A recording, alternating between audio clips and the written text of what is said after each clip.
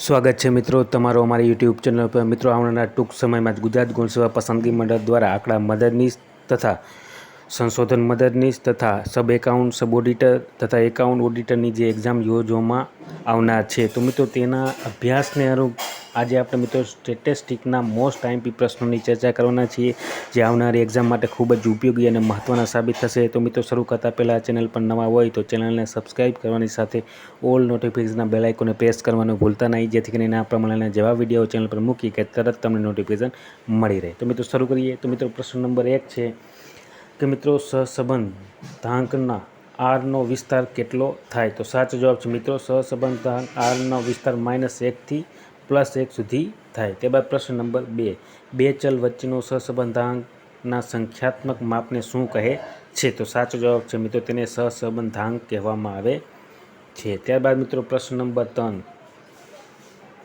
કે સહસંબંધાંક ઉગમ બિંદુ અને સ્કેલ પરિવર્તનથી કેવું છે? તો સાચો જવાબ છે મિત્રો સહસંબંધાંક અને ઉગમ બિંદુ અને સ્કેલ પરિવર્તનથી નિરપેક્ષ માપ છે મિત્રો। ત્યારબાદ મિત્રો પ્રશ્ન નંબર 4 સહસંબંધાંકના કેટલા પ્રકાર છે? તો સાચો જવાબ છે મિત્રો સહસંબંધના 2 પ્રકાર છે। ત્યારબાદ મિત્રો પ્રશ્ન નંબર 5 જો બે ચલની કિંમતોમાં એકસાથે ફેરફાર થતો હોય અને બંને ચલ વચ્ચે પ્રત્યક્ષ કે પરોક્ષ કારણનો સંબંધ હોય તો બે ચલ વચ્ચે કેવો સંબંધ થાય? તો સાચો જવાબ છે મિત્રો સહસંબંધ થાય। ત્યારબાદ મિત્રો પ્રશ્ન નંબર 6 બે ચલની કિંમતમાં વિરુદ્ધ દિશામાં ફેરફાર થાય તો તેમની વચ્ચે કેવો સંબંધ હશે? તો મિત્રો બે ચલની વિરુદ્ધમાં ફેરફાર થાય તો તેમની વચ્ચે ઋણ સહસંબંધ હશે। ત્યારબાદ પ્રશ્ન નંબર 7 મિત્રો જ્યારે બે ચલ વચ્ચે સમાન દિશામાં ફેરફાર થાય તો તેમની વચ્ચે કેવો સહસંબંધ હશે? તો મિત્રો બે ચલ વચ્ચે સમાન દિશામાં ફેરફાર થાય તો તેમની વચ્ચે ધન સહસંબંધ હશે। ત્યારબાદ મિત્રો પ્રશ્ન નંબર 8 કે કાર્લ પિયર્સનની સહસંબંધાંકની રીત કયા નામથી ઓળખાય છે? તો સાચો જવાબ છે મિત્રો કાર્લ પિયર્સનની સહસંબંધાંકની ગુણન પ્રઘાતની રીતથી ઓળખાય છે। ત્યારબાદ પ્રશ્ન નંબર 9 મિત્રો બે ચલ x અને y વચ્ચેના સહસંબંધાંકની ગણતરી કરવા કાર્લ પિયર્સનનું કયું સૂત્ર છે? તો સાચો જવાબ છે મિત્રો એટલે કે COV કાઉસમાં x y અને છેદમાં મિત્રો જે મિત્રો આ સિમ્બોલ છે તેને સ્ટાન્ડર્ડ ડેવિએશન કહેવામાં આવે છે, એટલે કે deviation x dot deviation y Karl પિયર્સનનું આ સૂત્ર છે મિત્રો। ત્યારબાદ આગળ વધીએ મિત્રો પ્રશ્ન નંબર 10 તો મિત્રો પ્રશ્ન નંબર 10 છે સ્પીયરમેનના ક્રમાંક સહસંબંધની રીત સહસંબંધાંક શોધવાનું સૂત્ર કયું છે? તો મિત્રો સ્પીયરમેનના ક્રમાંક સહસંબંધાંકની રીતે સહસંબંધાંક શોધવાનું સૂત્ર r = 1 - ED² છેદમાં n કાઉસમાં n² - 1 કાઉસ પૂરો આ પ્રમાણેનું સૂત્ર છે મિત્રો। ત્યારબાદ મિત્રો પ્રશ્ન નંબર 11 ક્રમાંક સહસંબંધાંકની રીત શોધવાનો યશ કોના ફાળે જાય છે? તો મિત્રો સાચો જવાબ છે ક્રમાંક સહસંબંધાંકની રીત શોધવાનો ફાળો ચાર્લ્સ એડવર્ડ સ્પીયરમેનને જાય છે। ત્યારબાદ મિત્રો આગળ જોઈએ પ્રશ્ન નંબર 12 સ્પીયરમેનના ક્રમાંક સહસંબંધાંકની કિંમત હંમેશા કઈ કિંમતોની વચ્ચે હોય છે? તો સાચો જવાબ છે તો -1 અને +1ની વચ્ચે હોય છે। ત્યારબાદ પ્રશ્ન નંબર 13 ક્રમાંક સહસંબંધાંકની ગણતરીમાં ED² = 0 મળે તો ક્રમાંક સહસંબંધાંકની કિંમત કેટલી થાય? તો સાચો જવાબ છે મિત્રો ક્રમાંક સહસંબંધની ગણતરીમાં ED² 0 મળે તો ક્રમાંક સહસંબંધની કિંમત 1 થાય। ત્યારબાદ મિત્રો પ્રશ્ન નંબર 14 સમષ્ટિના સહસંબંધાંકની કિંમત અને તે જ સમષ્ટિમાંથી લીધેલા સમાન કદના બધા જ નિર્દેશોના સહસંબંધાંકની કિંમત વચ્ચેના તફાવતની સરેરાશ શું કહે છે? તો સાચો જવાબ છે મિત્રો સંભવિત દોષ કહેવામાં આવે છે। ત્યારબાદ મિત્રો આગળ જોઈએ પ્રશ્ન નંબર 15 જો બે ચલ વચ્ચે સહસંબંધનો અભાવ હોય ત્યારે સહસંબંધનું અર્થઘટન કરતાં શું કિંમત મળે? તો સાચો જવાબ છે મિત્રો કિંમત 0 મળશે।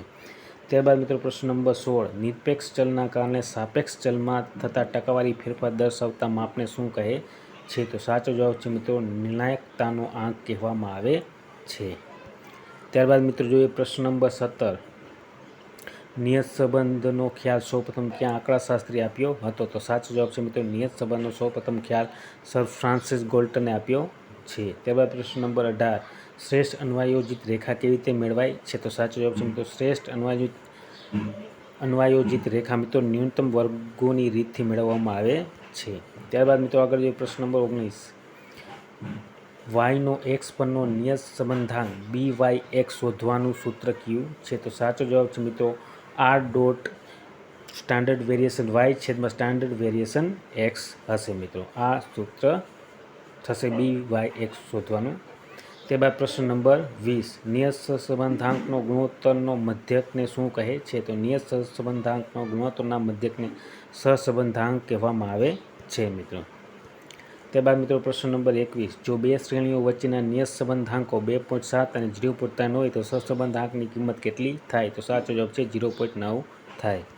ત્યારબાદ મિત્રો પ્રશ્ન નંબર 22, બે ચલ વચ્ચેની નિયત સંબંધ રેખાઓ પરસ્પર લંબ હોય તો તેમની વચ્ચેનો સહસંબંધાંક કેટલો થાય? તો સાચો જવાબ છે મિત્રો 0 સહસંબંધાંક થાય.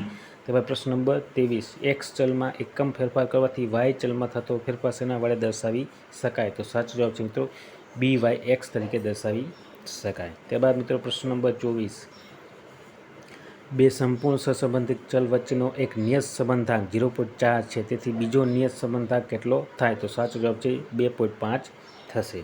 ત્યારબાદ મિત્રો પ્રશ્ન નંબર 25, જો B Y x equal to -0.8 અને ત્યારબાદ આર બરાબર -0.4 હોય તો બી એક્સ વાય શોધો. તો સાચો જવાબ મળશે મિત્રો 0.2.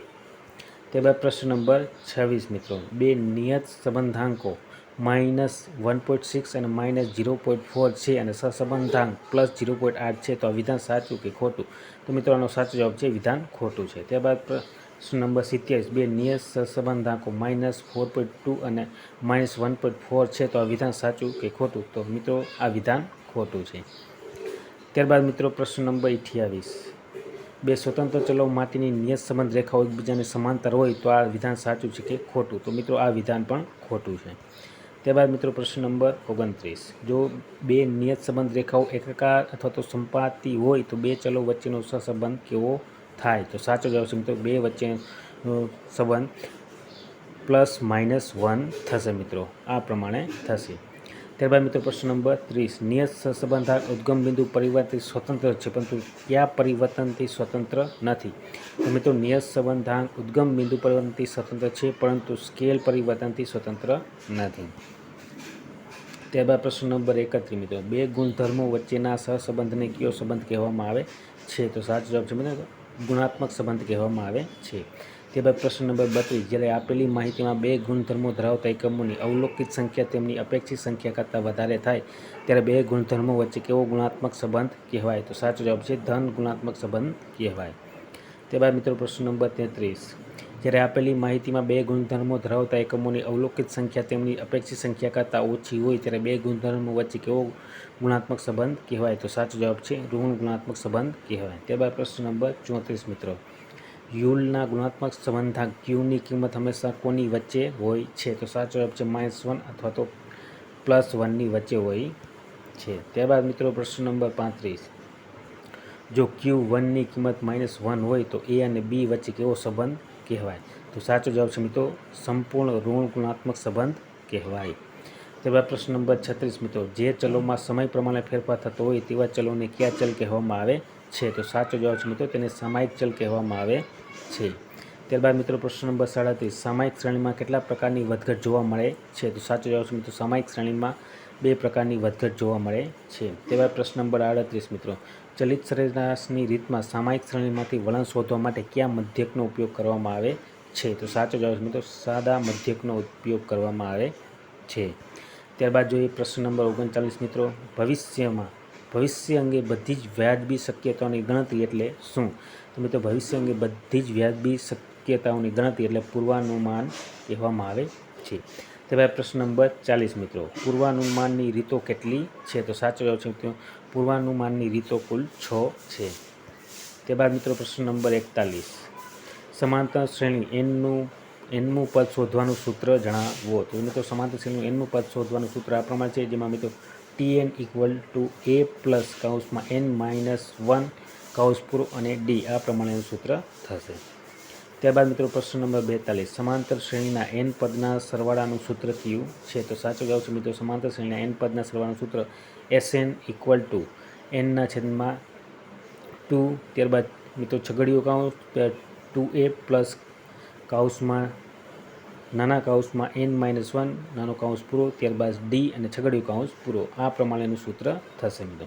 ત્યારબાદ મિત્રો પ્રશ્ન નંબર 43, જે શ્રેણીમાં પ્રત્યેક પદ અને તેના આગળના પદનો ગુણાકાર અચલ હોય તેવી શ્રેણીને કઈ શ્રેણી કહે છે? તો મિત્રો તેવી શ્રેણીને સમગુણોત્તર શ્રેણી કહેવામાં આવે છે. ત્યારબાદ મિત્રો પ્રશ્ન નંબર 44, 3, 8, 13, 18 શ્રેણીનું 25મું પદ શોધો. તો મિત્રો 3, 8, 13, 18નું 25મું પદ 123 થશે. ત્યારબાદ મિત્રો પ્રશ્ન નંબર 45, ચલ રાશિઓ ધરાવતું રૈખિક કે સુરેખ વિધેય જેને મહત્તમ કે ન્યૂનતમ બનાવવાનું છે તેને કયું વિધેય કહેવાય છે? તો સાચો જવાબ છે મિત્રો તેને હેતુલક્ષી વિધેય કહેવામાં આવે છે.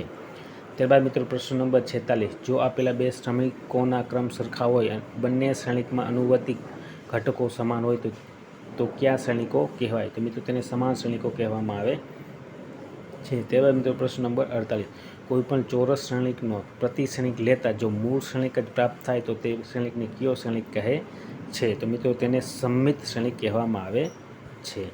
ત્યારબાદ મિત્રો પ્રશ્ન નંબર 48, નીચે આપેલ શ્રેણિકનો પ્રકાર જણાવો. તો મિત્રો આ પ્રમાણે શ્રેણિક આપેલી છે જેમાં 3, 0, 0, ત્યારબાદ છેદમાં 0, 2, 0, 0, 0, -1. તો મિત્રો આ પ્રમાણે જે શ્રેણિક છે તેને વિકર્ણિક શ્રેણી કહેવામાં આવે છે મિત્રો. ત્યારબાદ મિત્રો પ્રશ્ન નંબર 49, કોઈ એક ચલની આપેલ ચાલુ વર્ષની કિંમત સાથે તે ચલની આધાર વર્ષની કિંમત સાથેની ટકાવારી ગુણોત્તરને શું કહે છે? તો મિત્રો તેને સૂચકાંક કહેવામાં આવે છે. અને ત્યારબાદ મિત્રો પ્રશ્ન નંબર 50, સૂચકાંક ટકાવારી ફેરફાર દર્શાવે છે માટે સૂચકાંક કયું માપ છે? તો મિત્રો સૂચકાંક ટકાવારી ફેરફાર દર્શાવે છે માટે સૂચકાંક સાપેક્ષ માપ છે. તો આ પ્રમાણે મિત્રો સ્ટેટિસ્ટિક્સને લગતા 50 ખૂબ જ મહત્ત્વના પ્રશ્નોની તમારી સમક્ષ રજૂઆત કરેલ છે. મિત્રો આવનારા સમયમાં આ પ્રમાણેના વિડીયો બનાવીને ચેનલ પર મૂકવાના છીએ. તો મિત્રો ચેનલને સબસ્ક્રાઈબ કરવાનું ભૂલતા નહીં, જેથી કરીને આ પ્રમાણેના જેવા વિડીયો ચેનલ પર મૂકી કે તરત તમને નોટિફિકેશન મળી રહે. જય હિન્દ.